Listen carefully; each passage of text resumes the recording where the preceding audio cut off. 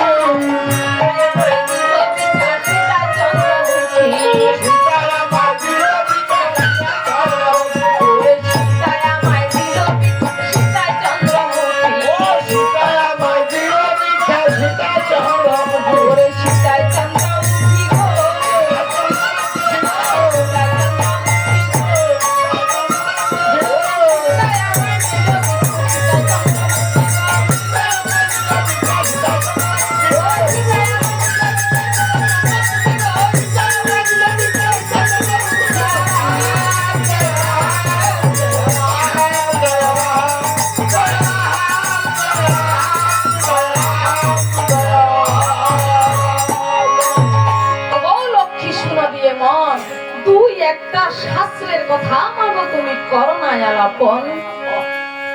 সত্যের কারণে কুর্ম ধরেছে মেদিনী। কুর্ম মানে কি? কুমির।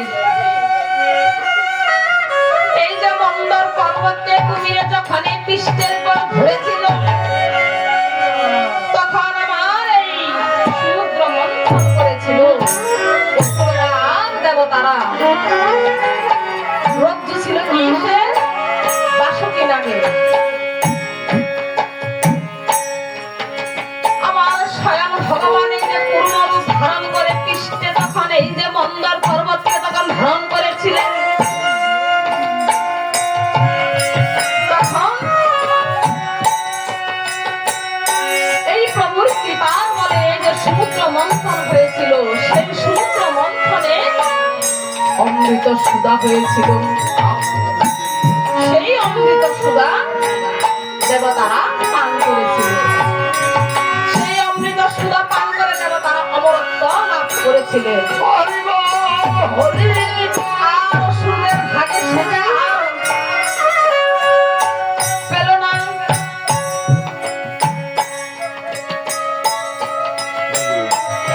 এই যে সেজন্য সত্যের কারণে কুর্ম ধরেছে মেদিনী। সত্যের কারণে সদাই পানি। সত্যের সত্য সত্য গোবচন। অষ্টম দিবসে সপ্তম দিবসের জন্য চাই তোমার পুত্র 2 জন। অষ্টম দিবসে আমি তোমার পুত্র এনে দিব তোমারই সদন। অষ্টম দিবসে যদি তুমি তোমার পুত্র নাহি পাও বলে আমি নারী তার পাপ নেব। তুমি জন্ম দিও যমুনার জলে।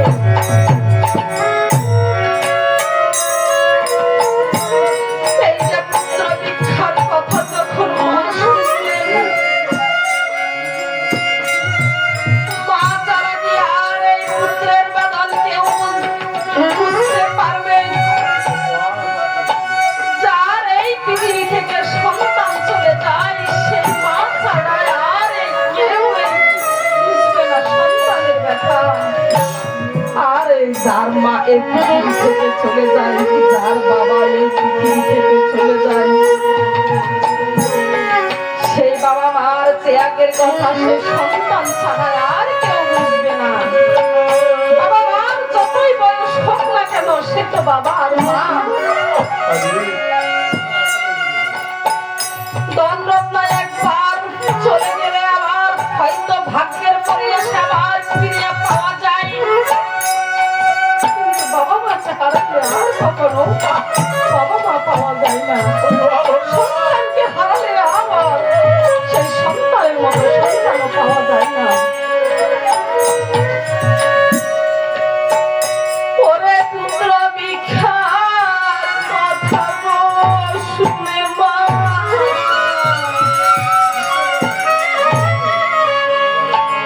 ও মায় আমার কাঁদিতে